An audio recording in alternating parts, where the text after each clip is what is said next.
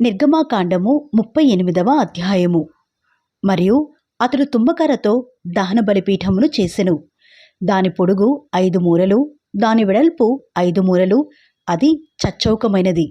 దాని ఎత్తు 3 మూరలు, దాని 4 మూలలను కొమ్ములను చేసెను. దాని కొమ్ములు దానితో ఏకాండమైనవి. దానికి ఇత్తడి రేకు పొదిగించెను. అతడు ఆ బలిపీఠ సంబంధమైన ఉపకరణములన్నిటినీ, అనగా దాని బిందెలను, దాని గరిటెలను, దాని గిన్నెలను, దాని ముండ్లను, దాని అగ్నిపాత్రలను చేసెను. దాని ఉపకరణములన్నిటినీ ఇత్తడితో చేసెను.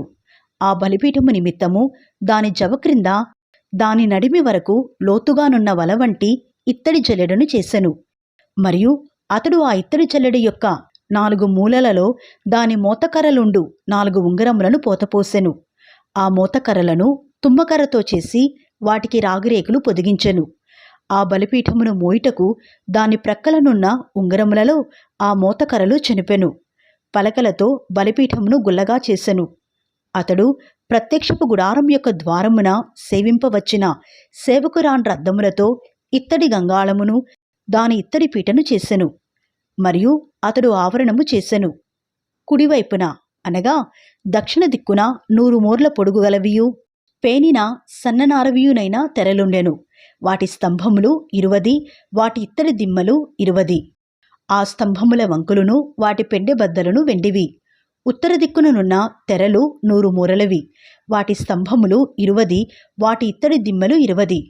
ఆ స్తంభముల వంకులను, వాటి పెండె బద్దలను వెండివి. పడమటి దిక్కునున్న తెరలు 50 మూరలవి. వాటి స్తంభములు 10, వాటి దిమ్మలు 10. ఆ స్తంభముల వంకులను, వాటి పెండె బద్దలను వెండివి.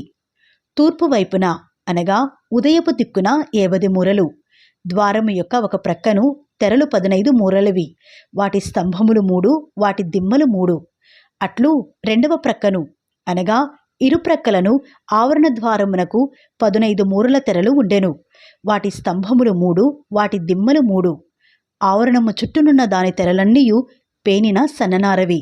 స్తంభముల దిమ్మలు రాగివి.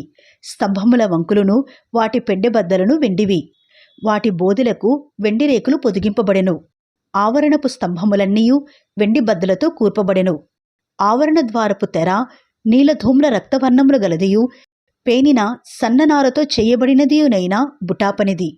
దాని పొడుగు 20 మూరలు, దాని ఎత్తు, అనగా వెడల్పు ఆవరణ తెరలతో సరిగా 5 మూరలు. వాటి స్తంభములు 4, వాటి ఇత్తడి దిమ్మలు 4. వాటి వంకులు వెండివి. వాటి బోదెలకు వెండి రేకు పొదిగింపబడెను. వాటి పెండె బద్దలు వెండివి. మందిరమునకును దాని చుట్టూనున్న ఆవరణమునకును చేయబడిన మేకులన్నీయు ఇత్తడివి. మందిర పదార్థముల మొత్తము, అనగా సాక్ష్యపు మందిర పదార్థముల మొత్తము ఇదే. ఇట్లు వాటిని యాజకుడైన అహరోను కుమారుడగు ఈతామారు లేవీల చేత మోషే మాట చొప్పున లెక్కపెట్టించెను. యూదా గోత్రికుడైన హూరు మనుమడును ఊరు కుమారుడునైన బెసలేలు యెహోవా మోషేకు ఆజ్ఞాపించినదంతయు చేసెను. దాను గోత్రికుడును అహీసామాకు కుమారుడునైన అహోలియాబు అతనికి తోడయుండెను. ఇతడు చెక్కువాడును, విచిత్రమైన పని కల్పించువాడును, నీలధూమ్ర రక్తవర్ణములతోనూ సన్ననారతోనూ బుటాపని చేయువాడునై ఉండెను. పరిశుద్ధ స్థల విషయమైన పని అంతటిలోనూ పని కొరకు వేపరచబడిన బంగారమంతయు, అనగా ప్రతిష్ఠింపబడిన బంగారు పరిశుద్ధ స్థలపు తులము చొప్పున 116 మణుగుల 530 తులములు. సమాజములో చేరిన వారి వెండి పరిశుద్ధ స్థలపు తులము చొప్పున 400 మణుగుల 1575 తులములు. ఈ పన్ను 20 ఏండ్లు మొదలుకొని పైప్రాయము కలిగి లెక్కలో చేరిన వారందరిలో, అనగా 6,03,580 మందిలో తలకొకటి అరతులము. ఆ 400 వెండి మణుగులతో పరిశుద్ధ స్థలమునకు దిమ్మలు, అడ్డతెరకు దిమ్మలను, అనగా ఒక దిమ్మకు 4 మణుగుల చొప్పున 400 మణుగులకు 100 దిమ్మలు పోతపోయబడెను. 1575 తులముల వెండితో అతడు స్తంభములకు వంకులను చేసి వాటి బోదెలకు పొదిగించి వాటిని పెండె బద్దల చేత కట్టెను. మరియు ప్రతిష్ఠింపబడిన ఇత్తడి 280 మణుగుల 2400 తులములు. అతడు దానితో ప్రత్యక్షపు గుడారపు ద్వారమునకు దిమ్మలను, ఇత్తడి వేదికను, దానికి ఇత్తడి జల్లెడను, వేదిక ఉపకరణములన్నిటినీ, చుట్టూనున్న ఆవరణమునకు దిమ్మలను, ఆవరణ ద్వారమునకు దిమ్మలను, ఆలయమునకు మేకులన్నిటినీ, చుట్టూనున్న ఆవరణమునకు మేకులన్నిటినీ చేసెను. నిర్గమాకాండము 39వ అధ్యాయము. యెహోవా మోషేకు ఆజ్ఞాపించినట్టు పరిశుద్ధ స్థలములో అహరోను చేయు సేవ నిమిత్తము నీలధూమ్ర రక్తవర్ణములు గల సేవా వస్త్రములను అనగా ప్రతిష్ఠిత వస్త్రములను కుట్టిరి. మరియు అతడు బంగారుతోనూ నీలధూమ్ర రక్తవర్ణములు గల నూలుతోనూ పేనిన సన్ననారతోనూ ఏఫోదును చేసెను. నీలధూమ్ర రక్తవర్ణములు గల నూలుతోనూ సన్ననారతోనూ చిత్రకారుని పనిగా నేయుటకు బంగారును రేకులుగా కొట్టి అది తీగలుగా కత్తిరించిరి. దానికి కూర్చు భుజఖండములను చేసిరి. దాని 2 అంచుల యందు అవి కూర్పబడెను. దాని మీదనున్న దాని విచిత్రమైన దట్టి ఏకాండమై దానితో సమమైన పనిగలిగి బంగారుతోనూ నీలధూమ్ర రక్తవర్ణములు గల పేనిన సన్ననారతోనూ చేయబడెను. అట్లు యెహోవా మోషేకు ఆజ్ఞాపించెను. మరియు బంగారు జవులలో పొదిగిన లేతపచ్చలను సిద్ధపరచిరి. ముద్రలు చెక్కబడినట్లు ఇశ్రాయేలీయుల పేర్లు వాటి మీద చెక్కబడెను. అవి ఇశ్రాయేలీయులకు జ్ఞాపకార్థమైన రత్నములగునట్లు ఏఫోదు భుజముల మీద వాటిని ఉంచెను. అట్లు యెహోవా మోషేకు ఆజ్ఞాపించెను. మరియు అతడు ఏఫోదు పనివలే బంగారుతోనూ నీలధూమ్ర రక్తవర్ణములు గల పంక్తులతోనూ సన్ననారతోనూ చిత్రకారుని పనిగా పతకమును చేసెను. అది చచ్చౌకముగా నుండెను. ఆ పతకమును మడతగా చేసిరి. అది మడవబడినదై జేనెడు పొడుగు జేనెడు వెడల్పు గలది. వారు దానిలో 4 పంక్తుల రత్నములను పొదిగిరి. మాణిక్య, గోమేధిక, మరకతములు గల పంక్తి మొదటిది. పద్మరాగ, నీల, సూర్యకాంతమన్లు గల పంక్తి రెండవది. గరుత్మతకము, యష్మురాయి, ఇంద్రనీలమును గల పంక్తి మూడవది. రక్తవర్ణపు రాయి, సులిమాని రాయి, సూర్యకాంతమును గల పంక్తి నాలుగవది. వాటి వాటి పంక్తులలో అవి బంగారు చెవులలో పొదిగింపబడెను. ఆ రత్నములు ఇశ్రాయేలీయుల పేళ్ల చొప్పున 12 ముద్రల వలె చెక్కబడిన వారి పేళ్ల చొప్పున 12 గోత్రముల పేర్లు ఒక్కొక్క దాని మీద ఒక్కొక్క పేరు చెక్కబడెను. మరియు వారు ఆ పతకమునకు మేలిమి బంగారుతో అల్లిక పని అయిన గొలుసులు చేసిరి. వారు 2 బంగారు జవలు 2 బంగారు ఉంగరములను చేసి ఆ 2 ఉంగరములను పతకపు 2 కొనలను ఉంచి అల్లబడిన ఆ 2 బంగారు గొలుసులను పతకపు కొనలనున్న 2 ఉంగరములలో వేసి అల్లబడిన ఆ 2 గొలుసుల కొనలను ఆ 2 జవలకు తగిలించి ఏఫోదు భుజఖండముల మీద దాని ఎదుట ఉంచిరి. మరియు వారు 2 బంగారు ఉంగరములను చేసి ఏఫోదు నెదుటనున్న పతకపు లోపలి అంచున దాని 2 కొనలకు వాటిని వేసిరి. మరియు 2 బంగారు ఉంగరములను చేసి ఏఫోదు విచిత్రమైన నడికట్టునకు పైగా దాని 2వ కూర్పునొద్దనున్న దాని ఎదుటి ప్రక్కను ఏఫోదు 2 భుజఖండములకు దిగువను వాటిని వేసిరి. ఆ పతకము ఏఫోదు విచిత్రమైన దట్టికి పైగా నుండునట్లును అది ఏఫోదు నుండి విడిపోకుండునట్లును ఆ పతకమును దాని ఉంగరములకును ఏఫోదు ఉంగరములకును నీలి సూత్రముతో కట్టిరి. అట్లు యెహోవా మోషేకు ఆజ్ఞాపించెను. మరియు అతడు ఏఫోదు చొక్కాయి కేవలము నీలి నూలుతో అల్లిక పనిగా చేసెను. ఆ చొక్కాయి మధ్యనున్న రంధ్రము కవచరంధ్రము వలె ఉండెను. అది చినుగకుండునట్లు దాని రంధ్రమునకు చుట్టూ ఒక గోటు ఉండెను. మరియు వారు చొక్కాయి అంచుల మీద నీలధూమ్ర రక్తవర్ణములు గల పేనిన నూలుతో దానిమ్మ పండ్లను చేసిరి. మరియు వారు మేలిమి బంగారుతో గంటలను చేసి ఆ దానిమ్మ పండ్ల మధ్యను అనగా ఆ చొక్కాయి అంచుల మీద చుట్టూనున్న దానిమ్మ పండ్ల మధ్యను ఆ గంటలను పెట్టిరి. యెహోవా మోషేకు ఆజ్ఞాపించినట్లు సేవ చేయుటకు ఒక్కొక్క గంటను ఒక్కొక్క దానిమ్మ పండును ఆ చొక్కాయి అంచుల మీద చుట్టూ ఉంచిరి. మరియు యెహోవా మోషేకు ఆజ్ఞాపించినట్లు వారు అహరోనుకును అతని కుమారులకును నేత పని అయిన సన్ననార చొక్కాయిలను, సన్ననార పాగాను, అందమైన సన్ననార కుళ్ళాయిలను, పేనిన సన్ననార లాగులను, నీలధూమ్ర రక్తవర్ణములు గల పేనిన సన్ననారతో బుటాపని అయిన నడికట్టును చేసిరి.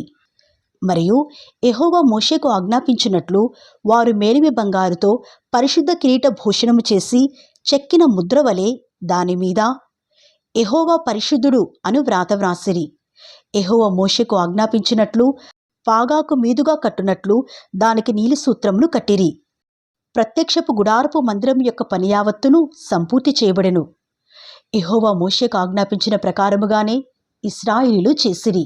అప్పుడు వారు మందిరమును గుడారమును దాని ఉపకరణములన్నిటినీ దాని కొలుకులను, పలకలను, కమ్ములను, స్తంభములను, దిమ్మలను, ఎరుపు రంగు వేసిన పొట్టేళ్ల తోళ్ల పైకప్పును, సముద్ర వత్సల తోళ్ల పైకప్పును, కప్పు తెరను, సాక్ష్యపు మందసమును, దాని మోతకర్రలను, కరుణాపీఠమును, బల్లను, దాని ఉపకరణములన్నిటినీ, సముఖపు రొట్టెలను, పవిత్రమైన దీపవృక్షమును, సవరించు దాని ప్రదీపములను, అనగా దాని ప్రదీపముల వరుసను, దాని ఉపకరణములన్నిటినీ, దీపము కొరకు తైలమును, బంగారు వేదికను, అభిషేక తైలమును, పరిమళ ధూప ద్రవ్యములను, సాలాద్వారమునకు తెరను, ఇత్తడి బలిపీఠమును, దానికుండు ఇత్తడి జల్లెడను, దాని మోతకర్రలను, దాని ఉపకరణములన్నిటినీ, గంగాళమును, దాని పీటను, ఆవరణపు తెరలు, దాని స్తంభములను, దాని దిమ్మలను, ఆవరణ ద్వారమునకు తెరను, దాని త్రాళ్లను, దాని మేకులను, ప్రత్యక్షపు గుడారములో మందిర సేవ కొరకైన ఉపకరణములన్నిటినీ, పరిశుద్ధ స్థలములోని యాజక సేవార్థమైన వస్త్రములను, అనగా యాజకుడైన అహరోనుకు పరిశుద్ధ వస్త్రములను, అతని కుమారులకు వస్త్రములను మోషే ఎద్దుకు తీసుకుని వచ్చిరి. యెహోవా మోషేకు ఆజ్ఞాపించినట్లు ఇశ్రాయేలీయులు ఆ పని అంతయు చేసిరి. మోషే ఆ పని ఎంతయో చూచినప్పుడు యెహోవా ఆజ్ఞాపించినట్లు వారు దానిని చేసియుండిరి. అలాగుననే చేసియుండిరి గనుక మోషే వారిని దీవించెను. నిర్గమాకాండము 40వ అధ్యాయము.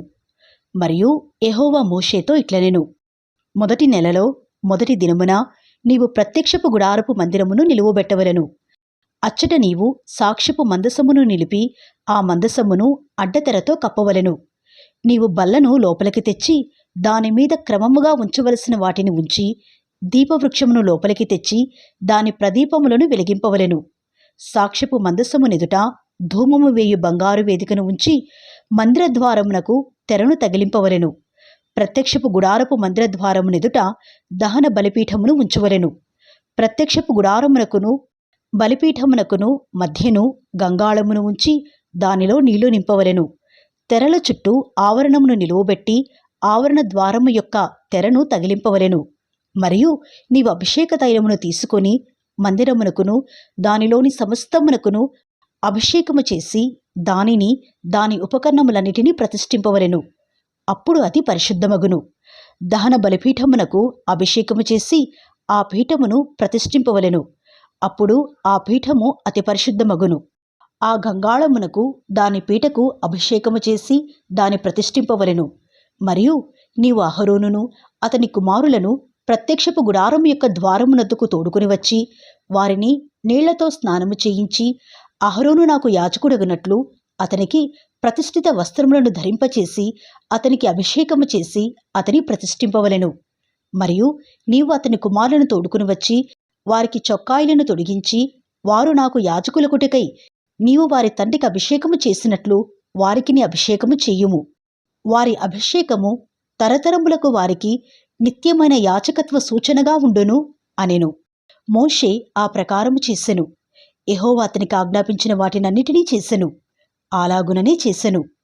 2వ సంవత్సరమున మొదటి నెలలో మొదటి దినమున మందిరము నిలువబెట్టబడెను. యెహోవా మోషేకు ఆజ్ఞాపించినట్లు మోషే మందిరమును నిలువబెట్టి దాని దిమ్మలను వేసి దాని పలకలను నిలువబెట్టి దాని పెండెబద్దలను చొనిపి దాని స్తంభములను నిలువబెట్టి మందిరము మీద గుడారమును పరిచి దానిపైని గుడారపు కప్పును వేసెను. మరియు యెహోవా మోషేకు ఆజ్ఞాపించినట్లు అతడు శాసనములను తీసుకొని మందసములో ఉంచి మందసమునకు మోతకర్రలను దూర్చి దానిమీద కరుణాపీఠమునుంచెను. మందిరములోనికి మందసమును తెచ్చి కప్పుతెరను వేసి సాక్ష్యపు మందసమును కప్పెరు. మరియు యెహోవా మోషేకు ఆజ్ఞాపించినట్లు అతడు ప్రత్యక్షపు గుడారములో మందిరము యొక్క ఉత్తర దిక్కున అడ్డతెరకు వెలుపల బల్లను ఉంచి యెహోవా సన్నిధిని దానిమీద రొట్టెలను క్రమముగా ఉంచెను. మరియు యెహోవా మోషేకు ఆజ్ఞాపించినట్లు అతడు ప్రత్యక్షపు గుడారములో మందిరమునకు దక్షిణ దిక్కున బల్ల ఎదుట దీపవృక్షమును ఉంచి యెహోవా సన్నిధిని ప్రదీపములను వెలిగించెను. మరియు యెహోవా మోషేకు ఆజ్ఞాపించినట్లు అతడు ప్రత్యక్షపు గుడారములో అడ్డతెర ఎదుట బంగారు ధూపవేదికను ఉంచి దానిమీద పరిమళ ద్రవ్యములను ధూపము వేసెను. మరియు యెహోవా మోషేకు ఆజ్ఞాపించినట్లు అతడు మందిర ద్వారమునకు తెరను వేసెను. అతడు ప్రత్యక్షపు గుడారపు మందిరము ద్వారమునొద్ద దహన బలిపీఠమును ఉంచి దానిమీద దహన బలి నర్పించి నైవేద్యమును సమర్పించెను. మరియు యెహోవా మోషేకు ఆజ్ఞాపించినట్లు అతడు ప్రత్యక్షపు గుడారమునకును బలిపీఠమునకును మధ్య గంగాళమును ఉంచి ప్రక్షాళన కొరకు దానిలో నీళ్లు పోసెను. దాని యొద్ద మోషేయు అహరోనును అతని కుమారులను తమ చేతులను కాళ్ళును కడుగుకొనిరి. వారు ప్రత్యక్షపు గుడారములోనికి వెళ్ళినప్పుడును బలిపీఠమునకు సమీపించినప్పుడును కడుగుకొనిరి. మరియు అతడు మందిరమునకును బలిపీఠమునకును చుట్టూ ఆవరణమును ఏర్పరచి ఆవరణ ద్వారపు తెరను వేసెను. అలాగున మోషే పని సంపూర్తి చేసెను. అప్పుడు మేఘము ప్రత్యక్షపు గుడారమును కమ్మగా యెహోవా తేజస్సు మందిరమును నింపెను. ఆ మేఘము మందిరము మీద నిలుచుట చేత మందిరము యెహోవా తేజస్సుతో నిండెను గనుక మోషే ప్రత్యక్షపు గుడారములోనికి వెళ్ళలేకుండెను. మేఘము మందిరము మీద నుండి పైకి వెళ్ళినప్పుడెలను ఇశ్రాయేలీయులు ప్రయాణమైపోయిరి. ఇదే వారి ప్రయాణ పద్ధతి. ఆ మేఘము పైకి వెళ్ళనీడలా అది వెళ్ళుదినము వరకు వారు ప్రయాణము చేయకుండిరి. ఇశ్రాయేలందరి కనుల ఎదుట పగటివేళ యెహోవా మేఘము మందిరము మీద ఉండెను, రాత్రివేళ అగ్ని దాని మీద ఉండెను. వారి సమస్త ప్రయాణములలో ఇలాగునని జరిగెను.